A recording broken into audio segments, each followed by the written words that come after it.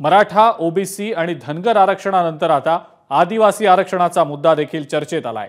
आदिवासींच्या आरक्षणातनं धनगरांना आरक्षण देऊ नये अशी मागणी आदिवासी समाजाकडून होतीये।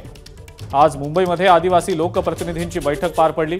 सरकारनं जीआर काढला तर सर्व आदिवासी आमदार राजीनामा देतील असं नरहरी झिरवाळांनी म्हटलंय। राज्य सरकारनं जर आज जीआर काढला तर मी आमदारकीचा राजीनामा देईन असं हिरामण खोसकरांनी म्हटलंय। तर कोणत्याही समाजाचं आरक्षण काढून कुठल्याही इतर समाजाला दिलं जाणार नाही असं मंत्री गिरीश महाजन यांनी स्पष्ट केलं।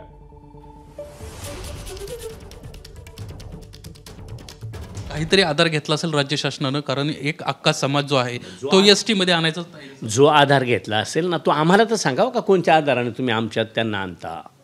म्हणजे तुमच्याशी चर्चा न करता निर्णय घेणं सुरू आहे म्हणजे आता तर असं ऐकतो का जीआर सुद्धा रेडी आहे। इथवर जर जाणार असेल तर आम्हाला काहीतरी ते विचार करावा लागेल। काय पवित्र असणार आहे सर? आता ह्याच्यानंतर आम्ही बसल्यावर ठरवू काय ते। 100% राजीनाम्याची भूमिका घ्यावाच लागेल, कारण का परिस्थिती या अनेक दिवसापासून चाललंय बा, 1 वर्षापासून अनेक सरकार येतात जाता बदलता, पण या सरकारने जी भूमिका घेतली अतिशय चुकीची, आडमुठेपणा ज्याला म्हणतात त्या पद्धतीनं ती भाषा आमची अशी।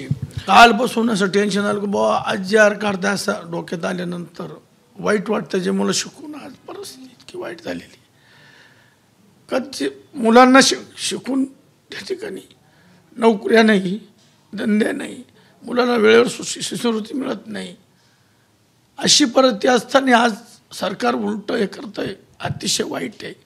आमचं तर म्हणणं ते समाज जन्माला नाही आलं ते बरं, अशी परिस्थिती झालेली वाईट आहे, वाईट घडून राहिले।